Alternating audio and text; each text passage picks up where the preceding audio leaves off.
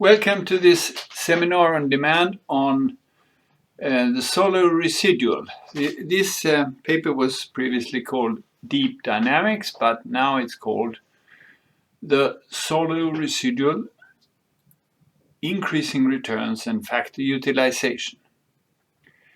And by that we mean that medium-term variations in the Solow Residual are almost exclusively a consequence of increasing returns and variations in factor utilizations. This is what we try to prove in this paper. And it's a joint project with Glenn Mickelson at Handelsbanken and Carolina Stadin at Ministry of Finance, but they're both associated with Uppsala University. The Solow Residual is the change in production that cannot be explained by registered inputs of capital and labor. And if you assume that there is perfect competition in the product market, so all incomes accrue to the factors of production, and the capital share is alpha and the labor share is 1 minus alpha, then the Solow Residual, or the log change of the Solow Residual, is the change in production minus alpha times the log change of the capital stock minus the labor share times the log change of the labor input. And in the long run, we think that these changes of production that cannot be attributed to capital and labor have to do with technological change, education, structural change. But what about the medium and short run? We know that the Solow Residual is very strongly pro-cyclical. It's high. When production increases, you also typically have an increase in the Solow Residual. But how should we interpret that? Now, Prescott argued that we should think of this as a technology shock, and that we have positive technology shocks driving fluctuations in output. And if you look at the modern literature, there are many researchers which effectively use fluctuations of the Solow Residual as measures of technology shocks, explicitly or implicitly. And that applies not only to macro papers, but also to micro papers that, for example, papers that try to estimate markups or returns to scale and so on. Now, this interpretation of the Solow Residual as a technology shock is obviously not uncontroversial. Especially, there's a very important paper by Robert Hall in 1988 where he used instruments to estimate essentially the production function, and his instruments were things that were supposed to be demand-side shocks, like military expenditure. And he found that changes in inputs were associated with larger percent changes in production. And he interpreted that as increasing returns to scale. So when you increase employment, you get an even higher increase due to increasing returns, because in this equation above, we were assuming that there was constant returns to scale. And then, of course, if you have increasing returns to scale, then you also have to have positive markups, because otherwise the firms would make losses, and they don't make losses in general. But there's also a more traditional interpretation of the Solow Residual, which is that it is factor utilization or labor hoarding. So you have these factors of production. When demand goes down, so this is a demand-driven interpretation. When demand goes down, you reduce the utilization of these factors. When demand is high, you use these factors of production more intensely. So the question is, which of these is correct? And obviously, I think everyone knows that you have these different aspects, but many people still use the Solow residual as a measure of the technology shock, thinking that, well, it's the best we have, there are some problems, but it's probably a decent measure of technology shocks.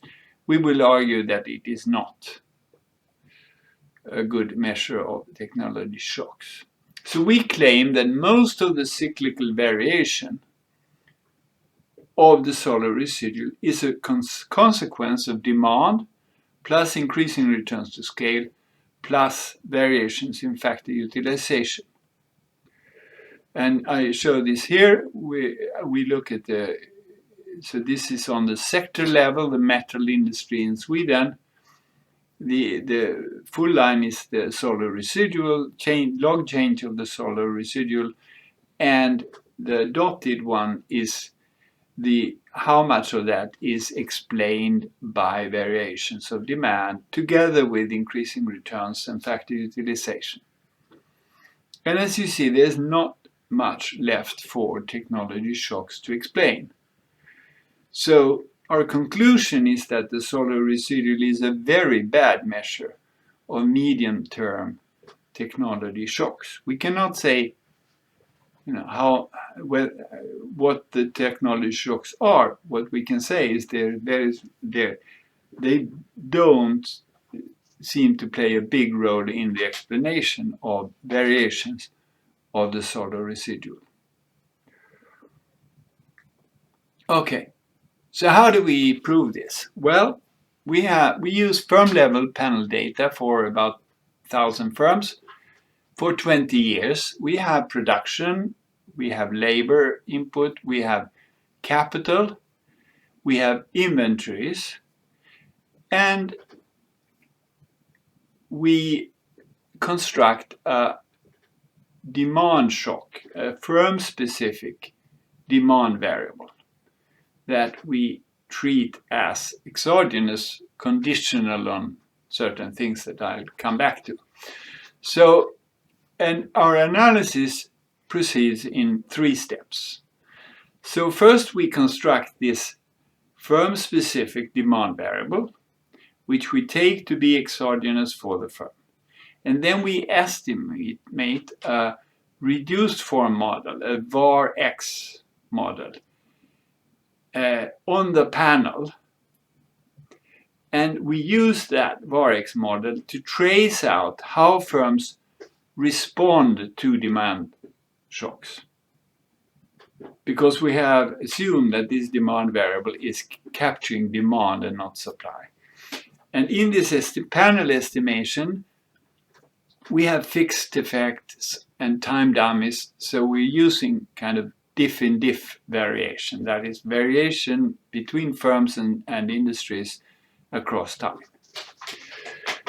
Then we set up a dynamic model of the firm with adjustment costs, time to build, increasing returns to scale, possibility to vary factor utilization, inventories, holdings and dynamics, and we estimate the deep structural parameters of this structural model by matching the firm's responses to shocks.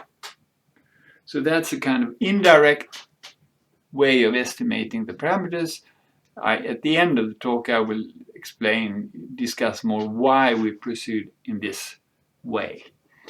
And in the 3rd step, we use this structural model with these estimated structural parameters to calculate what the Solow residual would have been if there had only been demand-side shocks. And since we do this exercise on manufacturing, we do this calculation on the industry level in industry levels in manufacturing. And as I said, the result is then that we explain most of the Solow residual with this model and the demand side shocks. So some related papers. There are a number of papers, starting with Hall, that use various measures of demand side shocks to study the dynamics of production and employment and capital.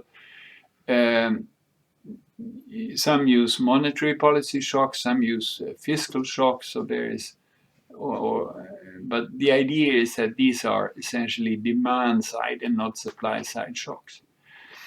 There is the paper by Christiane Eichenbaum and Evans, where they estimate the deep parameters of a macro model, structural parameters of a macro model, by matching the impulse response functions that they have estimated in a VAR model with monetary policy shocks. So the idea is again that you make some identifying assumptions so that you hope that these monetary policy shocks are demand shocks and nothing else. There's also literature on factor utilization, of course, which has been discussed over the years. And there's a literature on inventories and stockouts that we also rely on in developing, because we include inventories in this model because it's an important margin of adjustment for firms, and it contributes to the volatility and persistence of production in response to demand shocks. So basically what we do is we follow Christiane and Eichenbaum and Evans in that we estimate the structural parameters by matching responses. But these responses are estimating using kind of diff in diff shocks in panel data.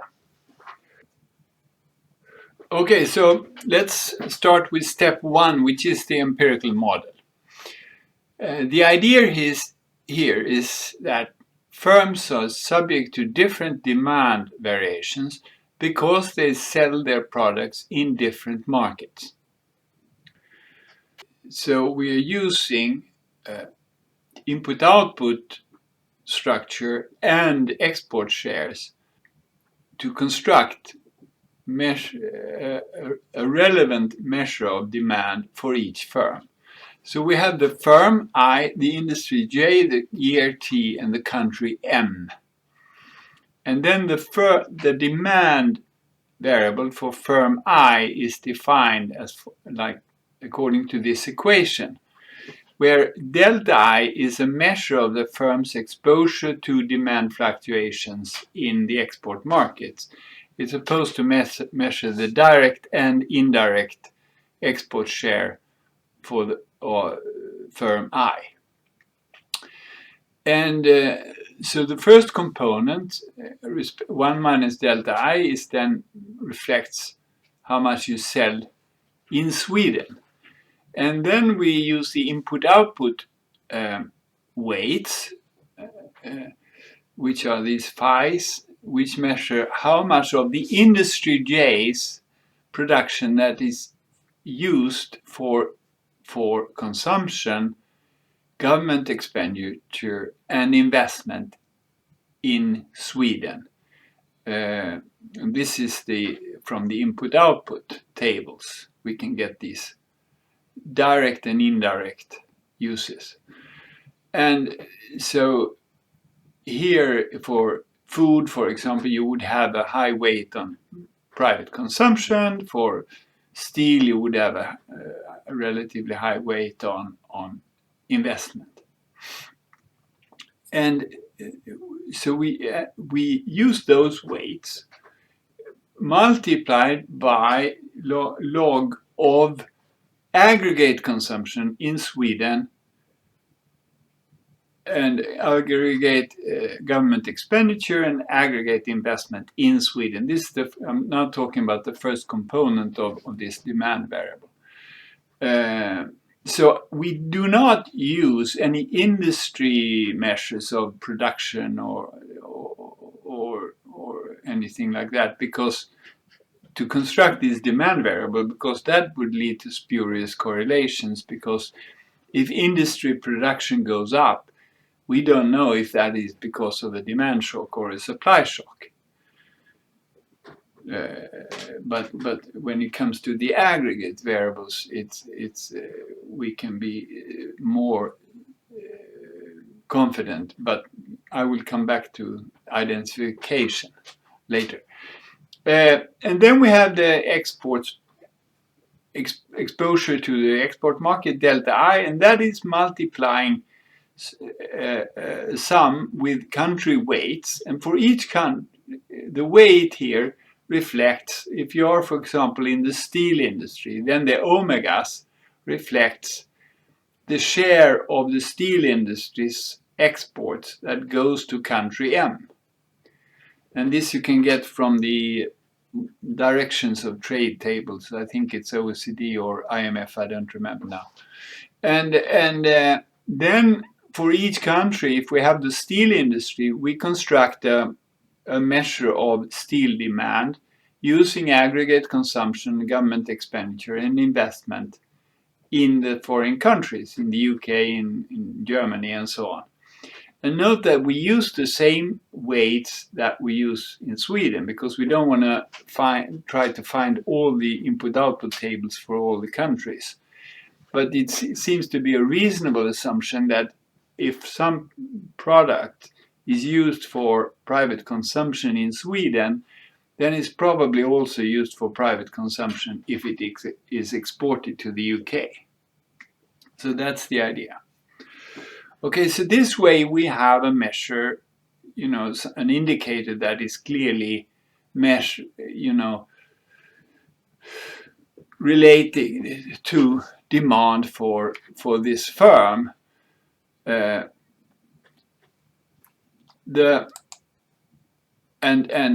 you see here that it works in the sense that it's clearly related. Here is for if we aggregate up for the firms that we have in machinery and equipment, we aggregate up the log changes. We see it's clearly related to production. In fact, the production varies more than this demand indicator in machinery and equipment, which maybe have to do with inventory cycle that we don't have data on. And inventories also respond very much and very quickly. And then we have the employment. It actually responds with a slight lag. And the capital stock, which, if you look at it, seems to be responding with more clear lag to these demand shocks. Yeah, the problem, of course, is that, well, is this variable capturing something else beyond demand? There's no question that it captures demand, but does it also capture supply shocks? That's the critical question when it comes to identification, and I'll come to that. So, but let me explain what we do first. So, we now estimate a reduced form model. It's sometimes called a var X model because it's a var, but where this demand does only depend on itself lagged. It does not depend on the other variables because it's seen as exogenous to the firm. So we have real production, two lags of that in the var model. We have the inventory stock. We have the number of employees. So an important weakness of the data is that we don't have hours. On the firm level, we don't have hours. But we show a graph that shows that hours and number of employees are almost the same variable. They're very close. And there seems to be relatively little variation of hours, or very little variation of hours per employee in Swedish manufacturing. And we think that this is a minor problem. But of course, it can affect our interpretations. the real capital stock, we calculate a real capital stock using some assumptions and the perpetual inventory method, because we know that the accounting capital stock is grossly underestimating the capital, and it would not be very good to use that if you want to understand what happens with investment. And then we have this demand, which we just think of as an AR2 process. Now, in this panel bar X model, we have firm fixed effects and firm specific trends. Those capture kind of more long-term productivity growth or decline in certain industries and so on. And we have time dummies, and the idea is that these time dummies mop up the supply side effects of aggregate supply shocks. So if there are shocks, consider shocks to total factor productivity, that is productivity shocks that affect all firms in the economy. Well, those should have, by definition, they have the same supply side effect on all firms, that they reduce the cost, or they allow you to produce more with the same inputs. But those TFP shocks obviously also affect the composition of demand. Typically, in a real business cycle model, the TFP shock would affect investment more than it affects consumption. So the TFP shock will affect demand, consumption and investment, and thereby create demand side effects on the firms, which differ between firms. But that should not be a problem, because that, on the contrary, that's the kind of variation that we use for the estimation. The critical assumption is that these time dummies capture the direct supply side productivity effect of these shocks on all the firms, and that these effects, the supply side effects, are symmetric across firms. Similarly, if we have some demand shock, say investment increases in the UK, that is going to increase demand in Sweden. It's going to have various general equilibrium effects in Sweden. Maybe wages increase in Sweden. Again, we think of those effects as being symmetric across firms and being mopped up by the time dummies. So this is the idea of the identification, that conditional on having these time dummies and fixed effects and firm-specific trends in the estimation, what remains of these demand shocks is a demand effect and not a supply effect. This is the critical identification. So let's be more concrete and think of what it means. So imagine firm A that produces food, which is, we know from the input-output structure, is mainly used for domestic consumption. And then we have firm B that produces steel, which we know from the input-output structure is mainly exported, and much of it is used for investment.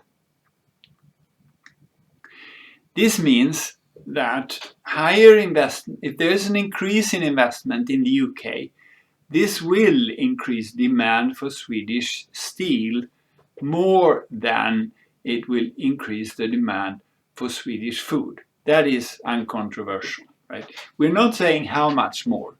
All we need is that this demand variable has some relevance. We're going to have a free coefficient on this demand variable that measures how important it is.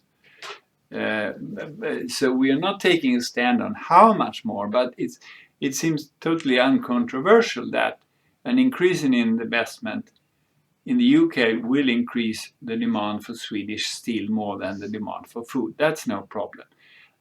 And then you could say, well, if investment in the UK increased because of a global TFP shock, well, then that is captured by the time dummies. The general equilibrium effects of this investment in the UK, that maybe wages increase in Sweden, that should also be symmetric across the firms and captured by the time dummies. So that's the idea. Now, the key assumption is that these changes of investment in the UK are not correlated with some supply side shocks that affects firm A and B differently, because then we are in trouble. And of course, then the main objection you can say is that if there are global investment specific productivity shocks, then we will have a problem. Because if there's something that reduces the cost of producing steel and machines across the world, that should lead to an increase in investment in Sweden and abroad. And we will then interpret that as an increase in demand, but it is also an increase in productivity or a reduction in cost for all the firms that produce steel and machines. So that's the problem. The main problem that I can see, and I'm not going to say that those shocks don't exist, but they seem to be a minor problem, and the proof we have in the paper is that we look at the ratio of consumption to investment in Sweden, and we compare that to the ratio of the relative price of consumption compared to investment in Sweden, and we don't really see any correlation there.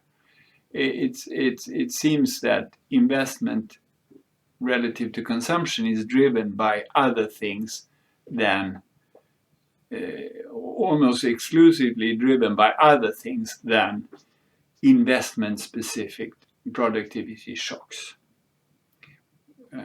Okay, so this is the idea of the identification.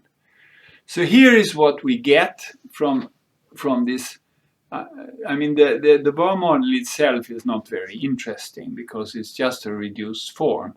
But here are the impulse response functions. So the dotted line here is the demand variable, and it's an AR2 process. So it goes up and then back down. Because we have included trends, we kind of force it to be not totally persistent. That would be a different econometric approach to have unit root shocks, and so we don't have that. So yeah, demand goes up and then back down. After 4 years, the demand shock has disappeared. Production, the black line, goes up more. We saw that in the figure before, that production is more volatile than the demand shock. So production increases 1.5% when you have the typical demand shock in this data. And the inventory stock also increases immediately and also in the next period. And then employment increases only 0.5%. So the firm is increasing production with 1.5% with only 0.5% increase in labor input. I will now think of employment as labor input, assuming that hours do not play a big role, as I said before. And the capital stock changes very little. So clearly, there is something going on here. The Solow Residual is going to go up a lot because the inputs increased much less than production. Then production falls back. And you see by year 3, production is still high. It's about 0.5% above trend. And so is labor input. So at that point, labor input and production are on the same level, and capital has increased a bit more. So there is a temporary effect on the Solow Residual, which lasts. You can see here that it lasts for maybe 2 or 3 years. We will see it later. And this cannot, if our identification is correct, then this is clearly not a technology shock.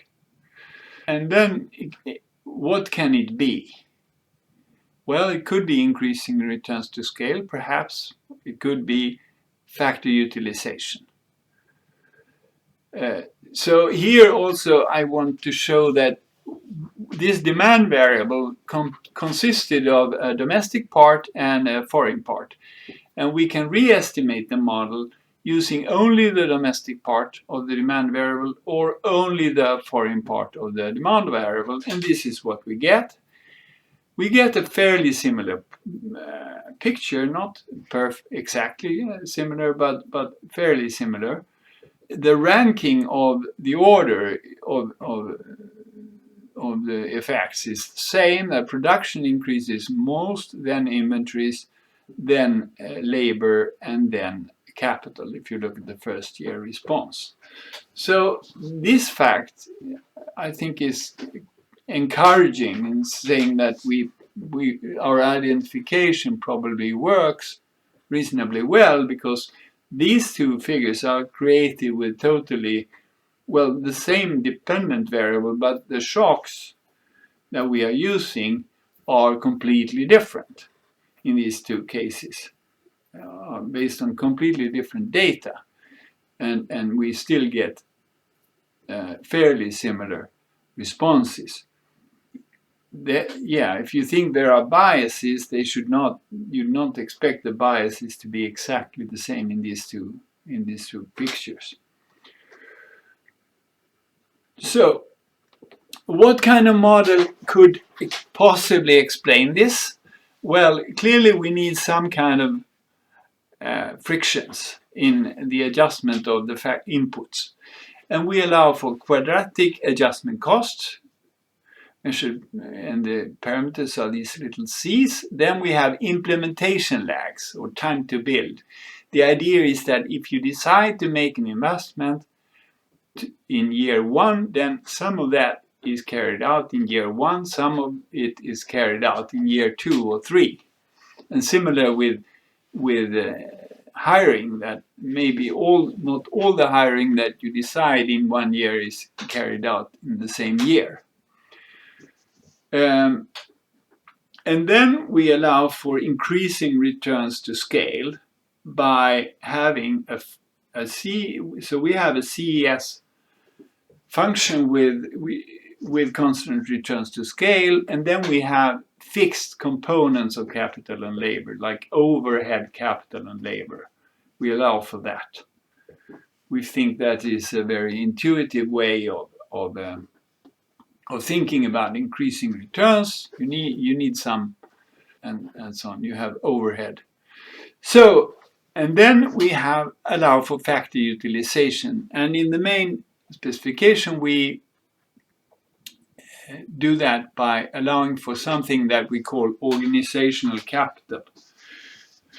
So we think that workers spend a fraction X of their time working with production today, and a fraction 1 minus X doing things that do not increase production today, but increase the organizational capital of the firm and therefore increase production in the future. So we can think of that as reorganizing, training, cleaning up, maintenance, resting, whatever. Things that, if you think about how when work, I mean, of course we don't spend all the time doing something that is immediately productive. Many things we do are things that may lead to something good in the future. I guess academics is especially in that respect, but I think it's true also on the shop floor. So, and then we have the inventory model. We allow for stockouts. We have a model with stockouts. So the idea is that, at least for a fraction of the goods, you need to have them in stock in order to sell.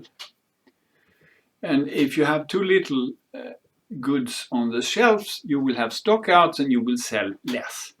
And we set up a simple inventory model where which leads to a production function that says that sales S are a function of demand and the stock of finished goods. So in order to sell, you have to have demand, but you also have to have stuff on the shelves.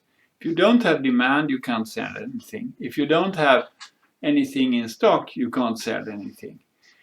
If you increase the stock of finished goods, then that increases sales, but also only up to the point where you don't have any stock outs anymore. And if you increase demand for a given stock, you increase sales up to the point where you sell everything you have in stock. So I'm not going to go into that in detail. That's in the paper. And then we have quadratic adjustment cost for price, for the prices to allow for price stickiness, because price stickiness can play a role here, because imagine that demand falls and you cannot reduce the price. Well, the monopolistic firms will then, and you cannot adjust the inputs because of frictions. Well, then you will reduce the utilization simply because of that, because you can't adjust in the short run. Okay, so here is the maximization problem. It's a very smart firm that solves it. Yes, a manager who solves this maximization problem. So you have this objective function is sales times price minus wage times number of employees minus, I omit the fixed labor there because it doesn't matter in that function.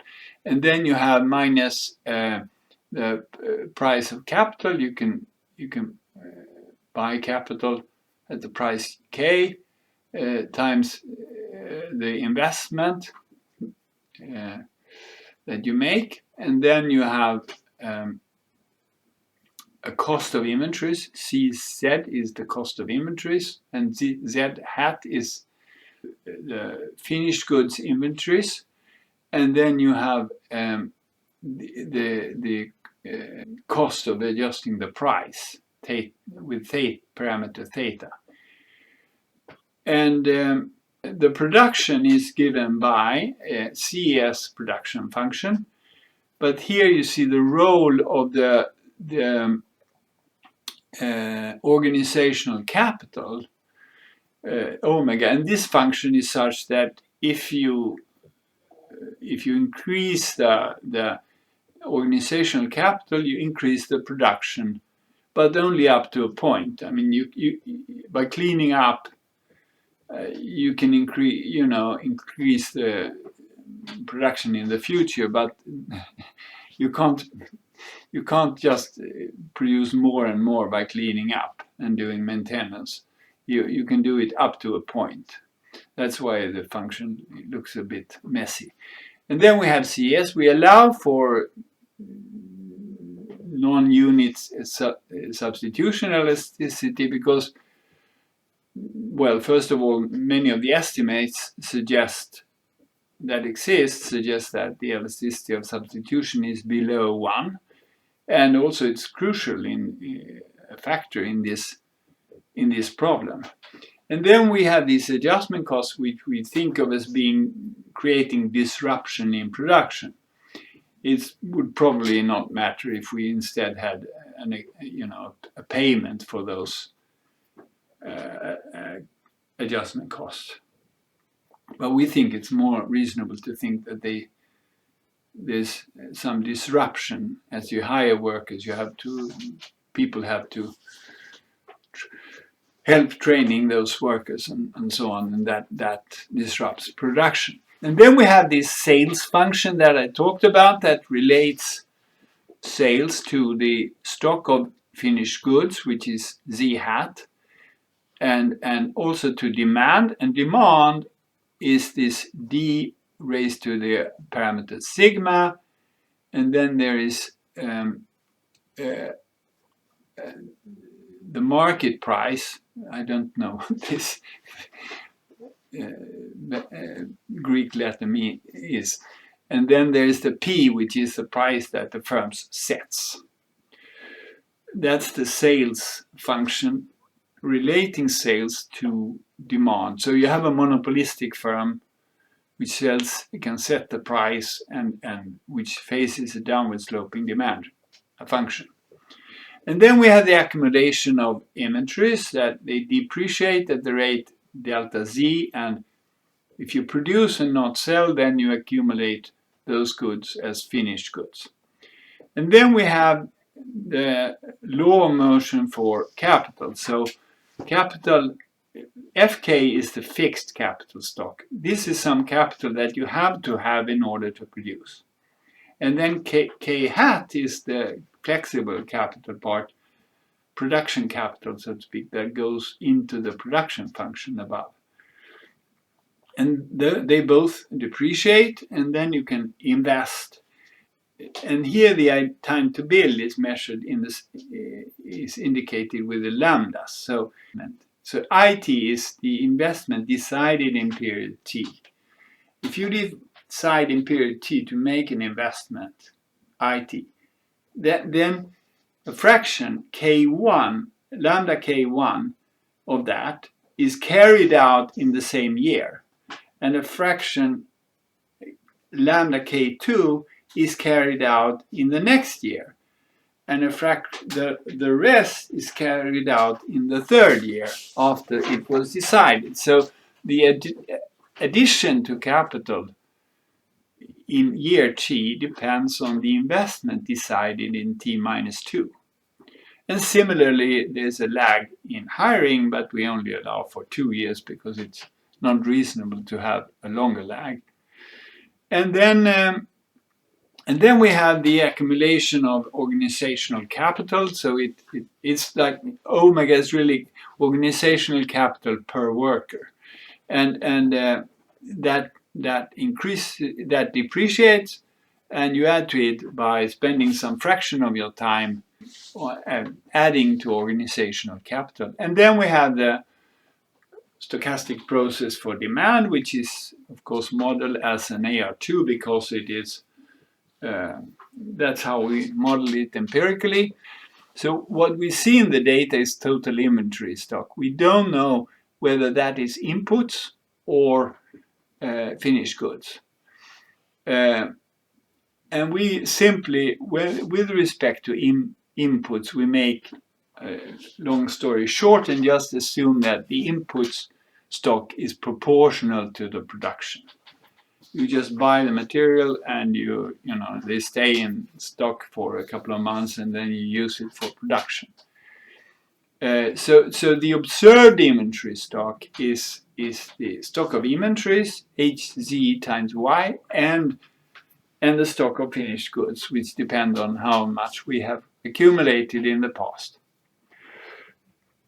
And then we have the capital is then the fixed plus the flexible capital. Employment is the fixed employment plus the flexible employment. So you could ask, why do we care about these fixed costs? If couldn't we just leave them out? They don't affect the optimization. Well, they matter because we do not observe the fixed capital and the flexible capital. What we observe is the total capital.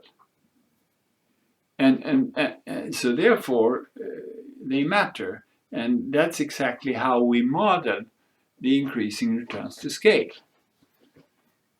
By saying that there is some of this capital that we observe is fixed. Okay, let's see if we can. Here is what happens when we search for the structural parameters that make us best match the impulse response functions, like Christiano Eichenbaum Evans. For that we need the variances of the parameters we calculate. We create measures of the uncertainty of the estimates by bootstrapping. So this is a beautiful thing, that since we have this sample of firms, we can do an estimation of the impulse response functions, and then we can save that, and then we can make a new sample with replacement from the firms and make a new estimation of the impulse response functions. And then we do that 1,000 times. And this way we get confidence intervals. So these are 90%, 95% confidence intervals for the points on the impulse response functions, these red dots, red line, dotted lines. And that's beautiful. And that's not something you can do if you do this on macro data, because you only have one macro economy and one time series for each variable. But here we can measure the uncertainty in this beautiful way. And that's, yeah, and then we have, so that gives us a sense of how we should weigh the distance from the impulse response functions, a matrix of that, and then we try to minimize the distance from the impulse response functions, and this is how we choose the structural parameters. And Glenn Mickelson developed a special search algorithm, because this is a pretty messy problem and it's easy to get stuck on flat surfaces or in the wrong place. So we see that we have this model that we have set up, it is able to match impulse response functions very well. Now, I've had the objection, which is valid, I think, that this is not so impressive, because we have some, I think, 22 parameters in the model. And then it's, with all those parameters, it's not so surprising that we can match the impulse response functions.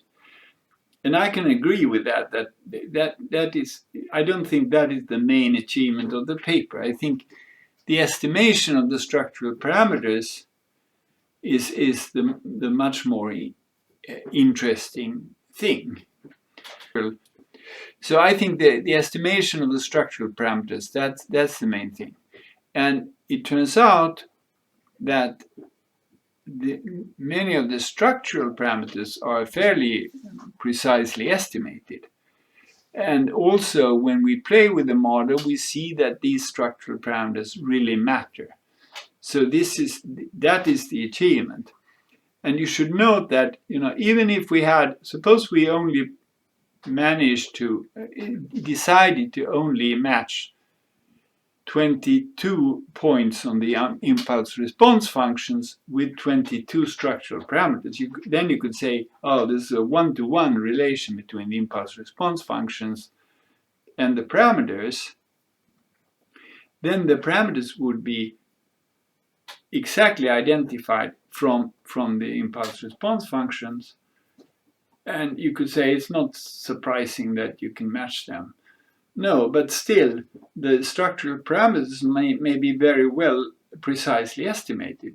Since we see here that the impulse response functions are quite precisely estimated, then the structural parameters are also quite precisely estimated. And they are interesting parameters. So, what do we find? Well, the key findings, as we see it, are three. The first is that quadratic adjustment costs are not sufficient to explain the lagged adjustment of the capital stock. We need the time to build, or the implementation lag, to match the delayed effect on the capital stock. And you can see that if you look at the impulse response function, the capital stock responds very little in the first year. But then it does respond. So to explain this very weak response in the first year, it helps to have an implementation lag.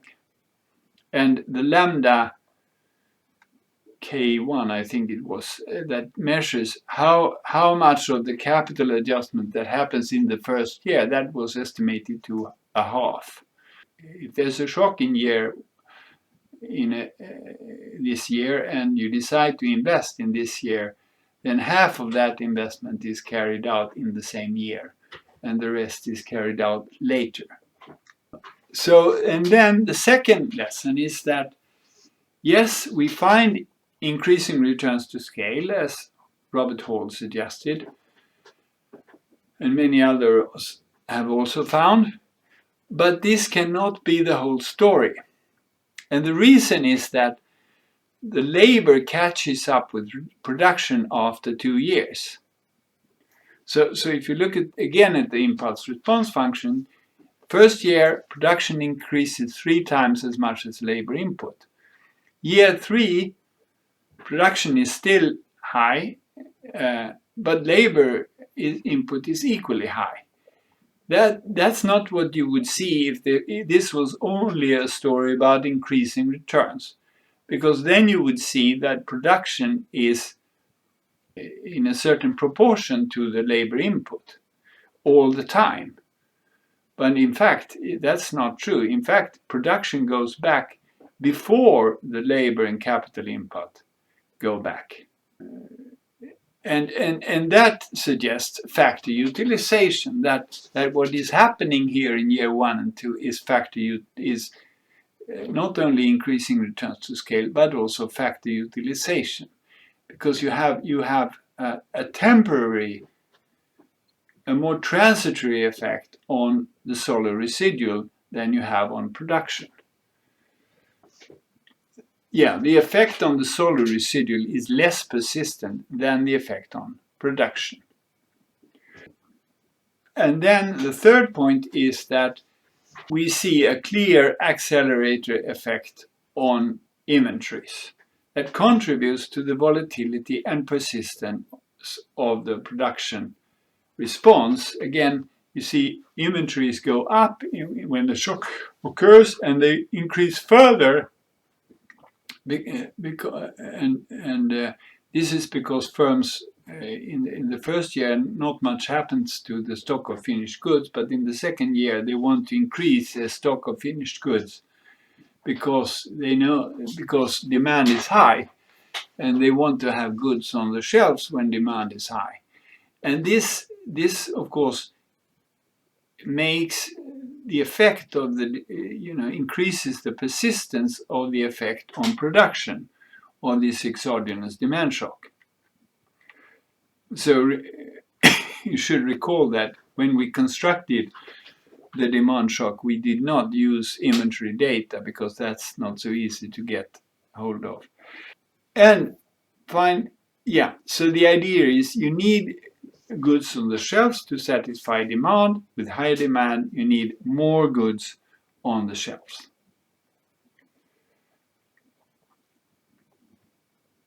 And then we can generate, with this bootstrapping, we can also, if we have generated 1,000 sets of impulse response functions, we can also get, for each one of them, we can generate an estimation of the deep structural parameters. And this way we can also get an idea about the uncertainty of these parameters, which is seen here. So all these parameters are constrained to be within economically meaningful intervals, because it's not very helpful to have a model where a parameter that should be positive is negative. We don't want, that's meaning pointless. So they are all constrained to be within some range, but most of them end up being within that permitted interval. And okay, So if we look at the estimates, we have, well, alpha is not really the capital share because we have monopoly power and we don't have unit elasticity of substitution, but of course the alpha affects the distribution of the factory returns. The elasticity of substitution is 0.4, which is actually in line with the estimates in the literature. We have some modest amount of price stickiness. The demand sensitivity is capital sigma, measures how much demand shifts. The demand curve shifts when there's a demand shock. And this says that this demand shock that we constructed, when that changes 1%, then that shifts the demand curve 1.5% on average across all firms. And this might be due to, for example, an inventory cycle that we don't, since we don't have inventories in our measure of the demand. And there may also be various indirect effects that work these captures. The demand elasticity is the firms, the price elasticity with respect to the relative price is 6.5. It's very reasonable. We find no evidence of a fixed capital stock, which, when you think about it, that's quite reasonable. I mean, if you need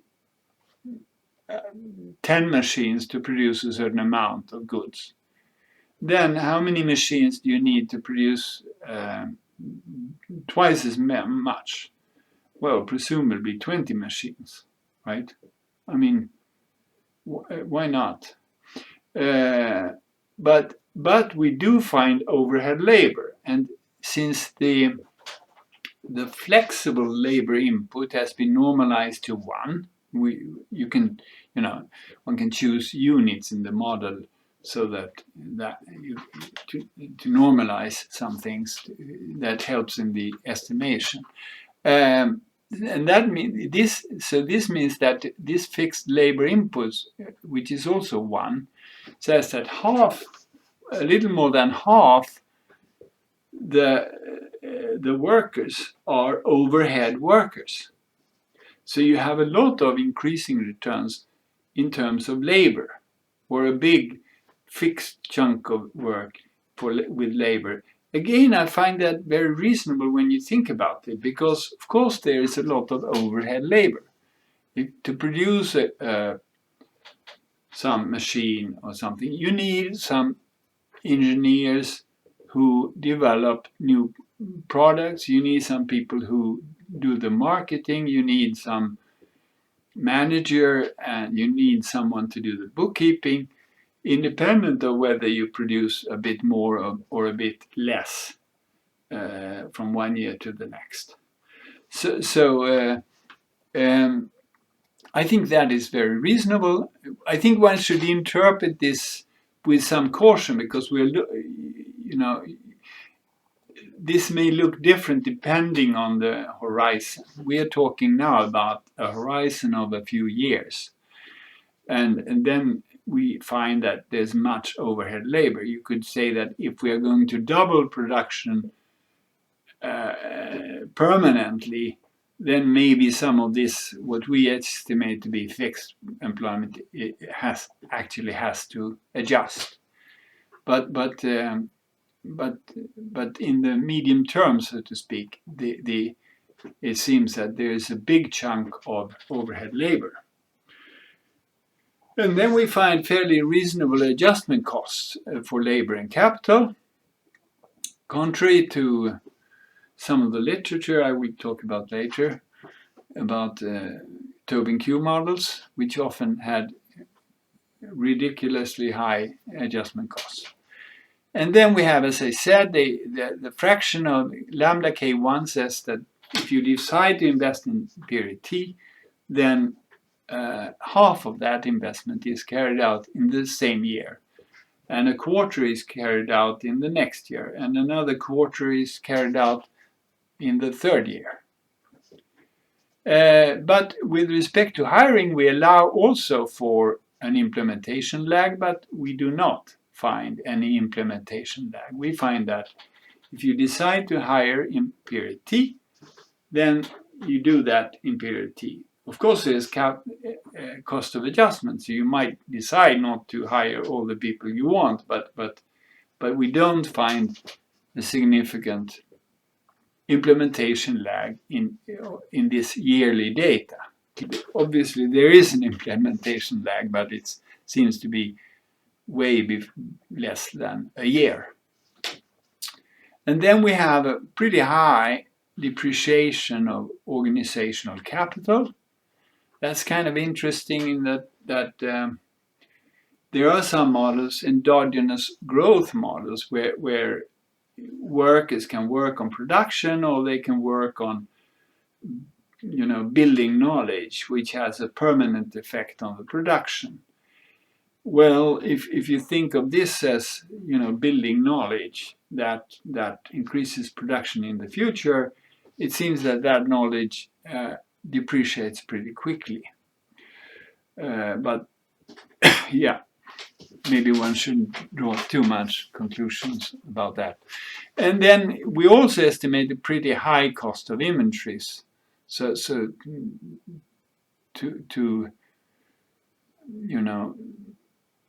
to explain why firms do not have more inventory, we need a high cost of inventories.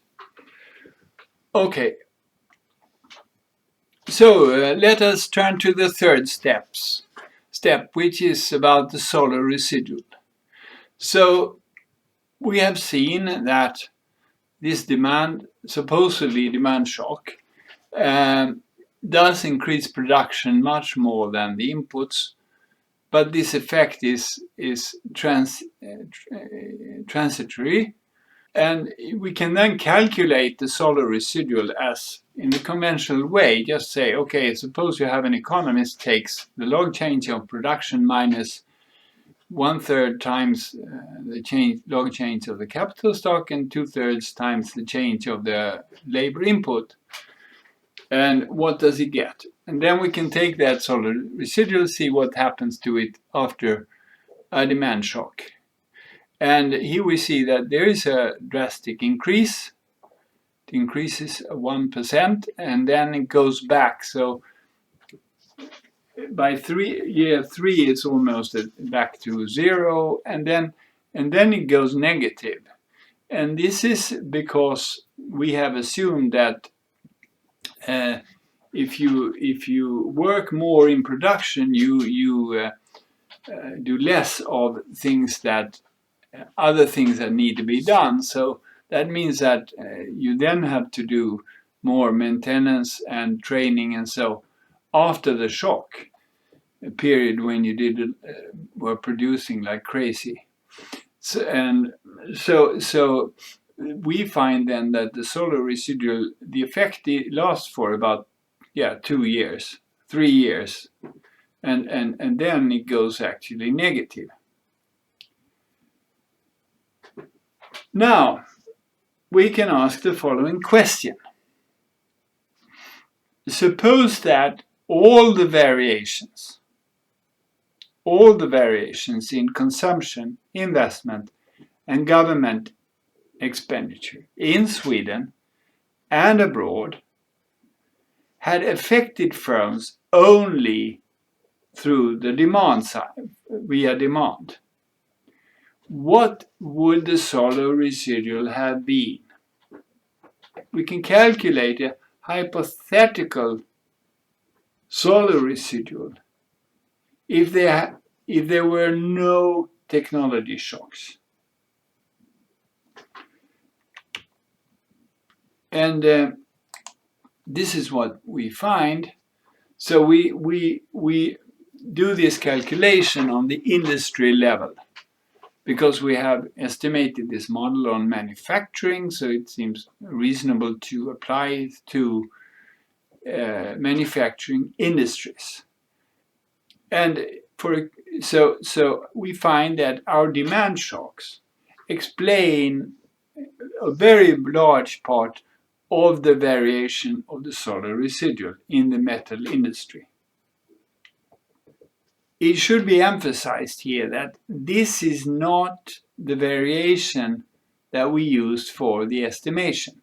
It's not that we say, okay, here we have the data. This is what the data looks like. Can we estimate the model with increasing returns and factor utilization to match this figure? This is not what we do. We estimated this on a panel with fixed effects, where we were looking at differences between firms.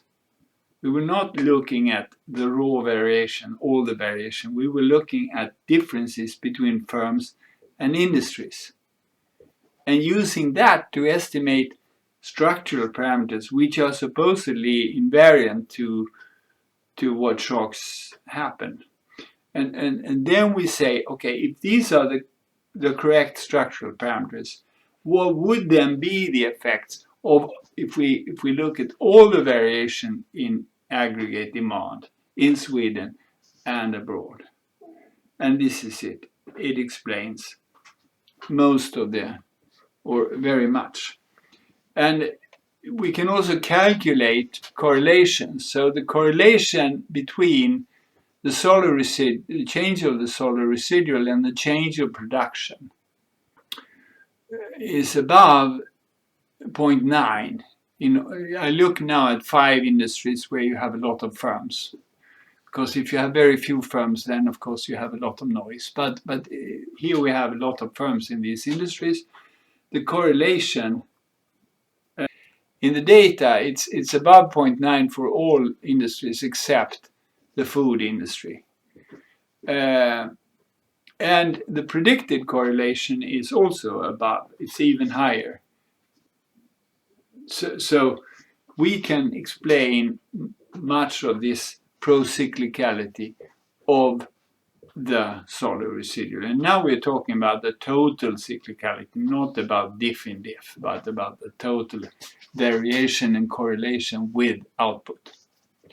And you see that our model explains 60% of the variation in production, and similarly about 60% of the variation in the Solow residual, except for the food industry where the model has little explanatory power. Obviously, we are not measuring all demand or supply shocks in this. We have some index that shifts demand, but there are other demand shocks and there are supply shocks. Okay, so this is the main point, and we conclude from this that one should not think of the Solow residual as a technology shock. You're gonna get things very wrong if you do that. Now, some additional lessons. So we think that Robert Hall, and many of those who have used similar methods, a lot of recent work on markups and returns to scale in various industries and so on, we think that literature is overestimating the returns to scale because they typically disregard the variations of utilization.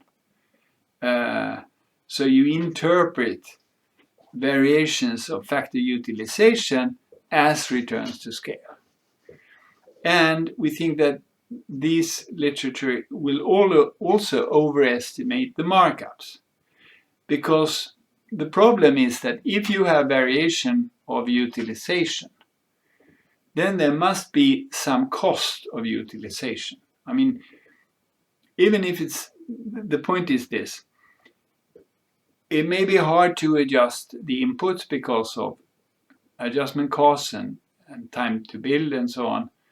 But even if the firm is stuck with a certain amount of inputs, why wouldn't it use all those inputs for production? Well, you could say there's price rigidity, but the price rigidity can't be that much. The firm should, if they have excess capacity, a monopolistic firm should reduce the price to use all the factors of production, because they have no cost if you're stuck with them, right? So if they don't do that, it must be because there is some cost of using those factors of production. And in our model, the cost is that if you make people spend more time on current production, they do less things that increase future production. So, and there are other papers that model this as a cost of effort, and we discuss that in the paper, or we actually estimate such a model in the paper. But the general point here is that if there are variations of utilization, there must be a marginal cost of utilization. And if you then do not include that cost in your marginal cost measure, you will underestimate the marginal cost and overestimate the markup. And we do such an exercise in the paper to show this. A third lesson is that has to do with a literature that was quite big in the 1990s, I think, which was that people estimated Tobin Q models of investment. So they derived the first order condition for investment, and they say, well, investment should depend on expected future profits, and you construct some measure of expected future profits either with some time series method or using the stock market evaluation as an indicator of Tobin's Q, how much capital is worth, and that should affect investment. And they found, and they used that related investment to that, and said, if you don't invest immediately, it's because of adjustment costs. And they found enormous adjustment costs. So there's some papers saying now that it'll take 20 years to get close to the new equilibrium after a permanent shocks. And we think that this is because they forgot about the implementation lag. As we saw in the figure, the capital responds very little in the beginning. And if that is due to an implementation lag, but you try to explain it with an adjustment cost, you will have to have a very high adjustment cost. But then that adjustment cost will mean that will apply all the time, and that will say that, it takes 10 years to get back to equilibrium.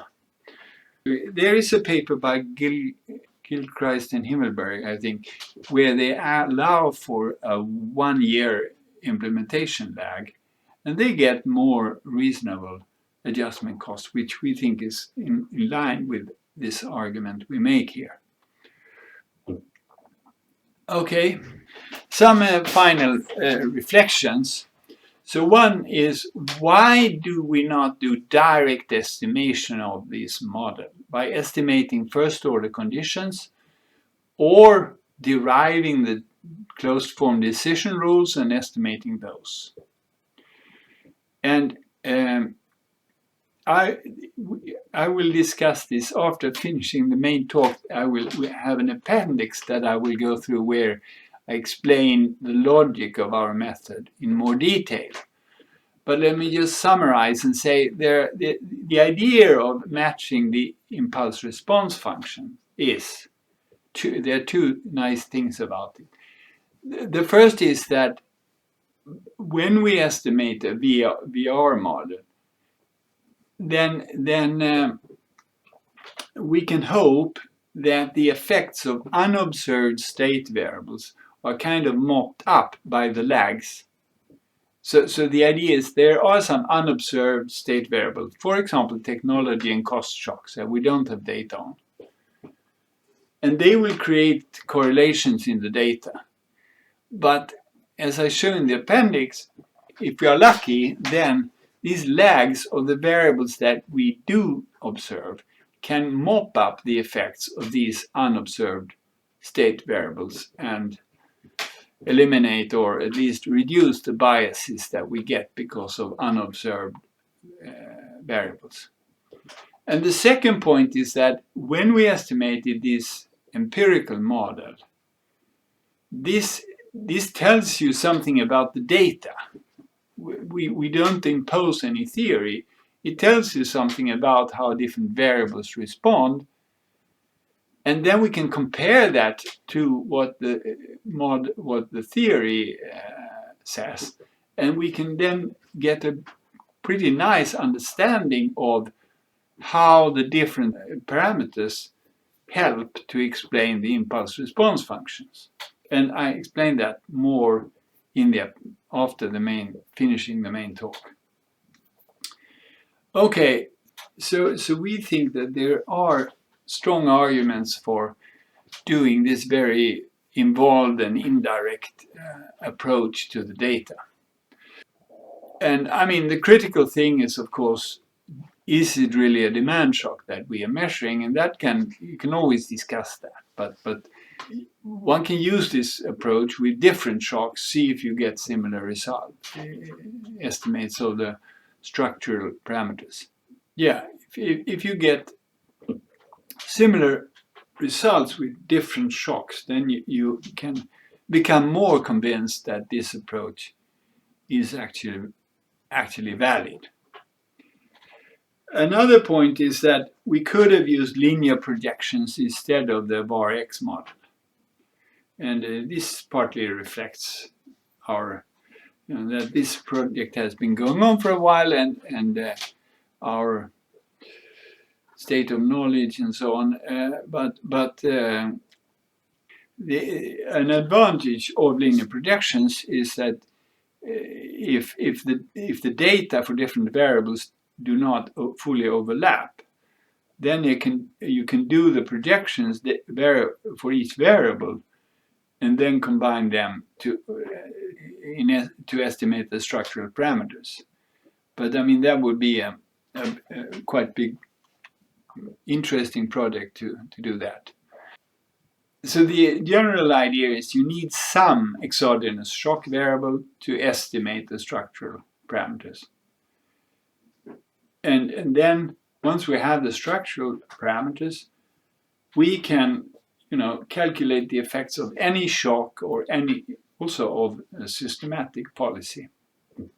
So basically, I think we should try to gather shock, have a library of shock variables that we can use to estimate structural parameters. And if we then get similar estimates with different shock variables, then we can start to believe more in these results.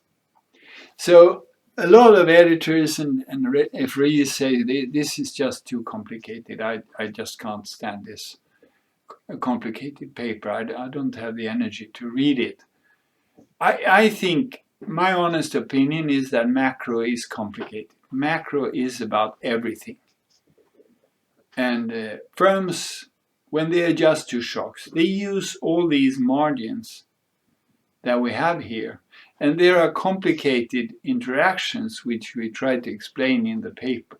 For example, if you look at what determines inventory accumulation, that has very much to do with the marginal cost. And the marginal cost has very much to do with the substitution elasticity and with the adjustment cost and with the factor utilization and so on and so on. It is complicated and we need to get everything right.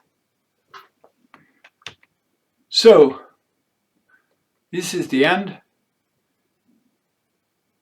I think should be the end of the idea that business cycles are driven by technology shocks, and that we can use the Solow Residual as a reasonable measure of the technology shock. So let me turn to the appendix. So the question is, why do we not do a direct estimation of the decision rules or the first order conditions? instead of this very involved approach of first estimating a reduced form model and then matching the responses. Well, the basic idea is that firms solve dynamic optimization problems with unobserved state variables.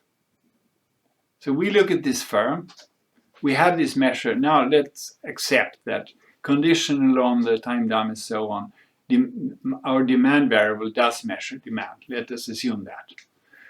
Then we have this firm, we see capital and labor and production and inventories, and we have this demand shock. But obviously that firm is subject to other shocks. There are firm-specific technology shocks, cost shocks, and so on. And if we just pretend that those other shocks don't exist, and then estimate the Euler equation or the decision rules, we're going to get things completely wrong because we have omitted variables. And the idea that we have now is that if you have this reduced form bar model, then we can hope that we mop up the effects of these unobserved state variables, and that this allows us to trace out the causal effect of the demand shock, assuming that it is exogenous. And I will explain that in more detail below. So one alternative would be to estimate the first order conditions, the Euler equations, and use the demand variable as an instrument. That should in principle be a valid approach if the demand variable is exogenous. And we could have fixed effects and time dummies in the Euler equations. We would need to specify the stochastic elements, that is the unobserved variables in the model. Otherwise the Euler equations would be deterministic, and the model would say that they should fit the data perfectly, but they don't. So there must be other shocks.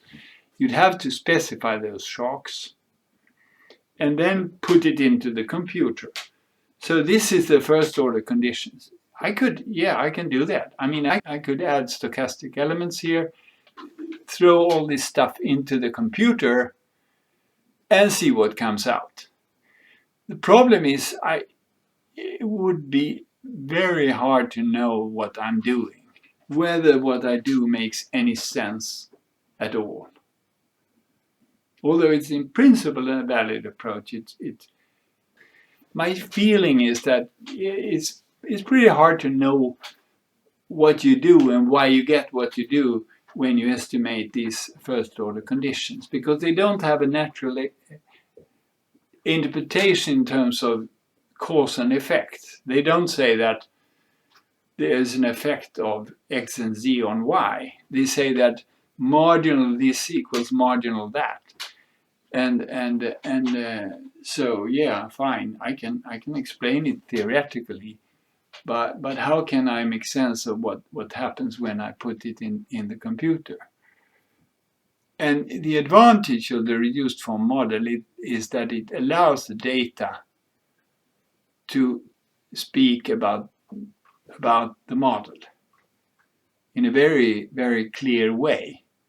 So, for example, if we take out the utilization margin from our model, then that gives us a much worse fit of output and employment and capital. So what happens is we are not able to explain the full effect on the output.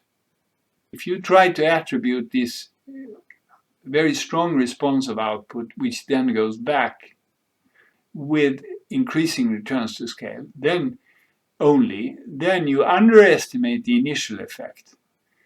And then you overestimate output after a while. And for labor, it's just the opposite. You overestimate the labor adjustment in the beginning, and then you underestimate the adjustment of labor after a while.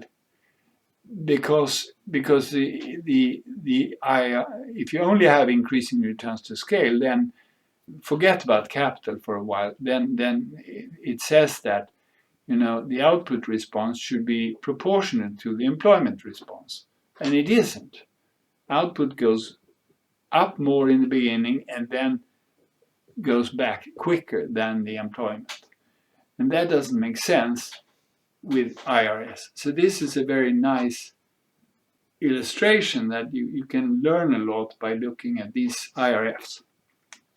It can tell you what model we need. So let me go more in detail on why do I say that a reduced form model can help to deal with the unobserved state variables. Well, this is just a simple example. It's not the model we have. It's a simplified version of the model we have. Imagine a firm facing a downward sloping demand curve and quadratic adjustment costs. And you have two firm-specific state variables, exogenous state variables. There's a demand shifter, which follows an AR1 process, and there's a firm-specific. So let's think of this as the firm-specific variation after taking out the general variation with time dummies. So there's a firm-specific productivity shock that we cannot observe. We do observe the demand, but we don't observe the productivity. Now, you solve that dynamic problem, you get a decision rule that says that how much employment you have in period T will depend on the employment you had before and the capital stock you had before, because of the adjustment cost, and it also will depend on the level of demand. So we assume that the firm can see the demand shock and adjust to it, and also on the productivity that you have.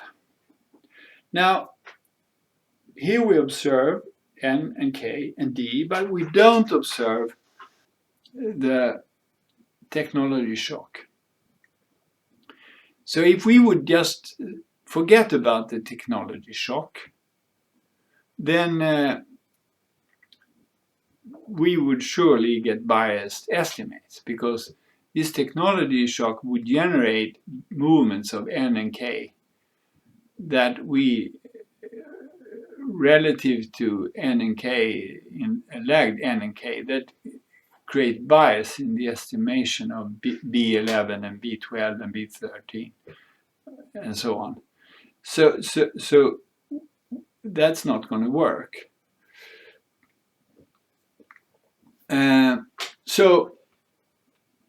But suppose that we use the stochastic process for the technology shock and the production function to substitute out the productivity shock that we cannot observe.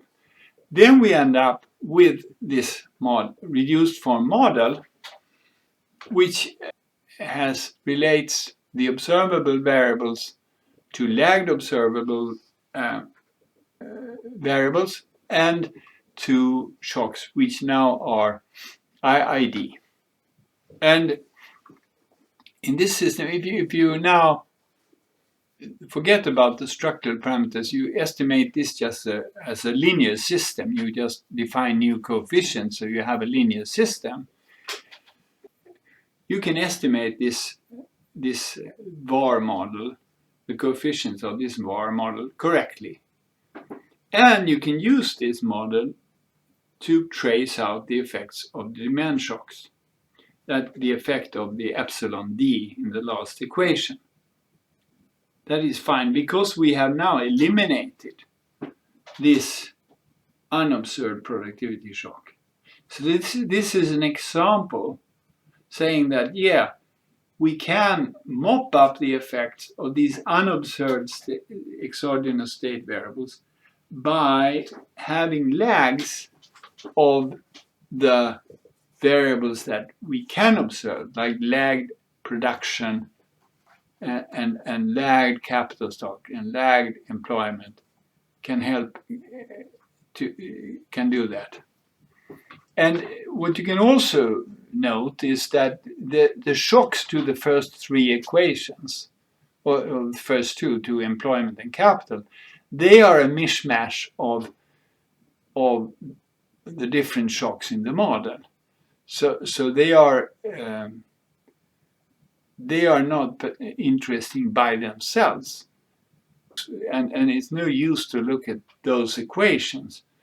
But the model can be used, can be correctly estimated. The linear parameters can be correctly estimated, and the model can be used to trace out the dynamic effects of the demand shock. So this is the basic idea of our approach. And there I end with this. Thank you for following this presentation. I think this approach can be applied to many problems, not just firms, but effects of interventions, programs in the labor market, and so on. You just need to have some exogenous shock, and then you can match the impulse response functions with a theoretical model. Thank you.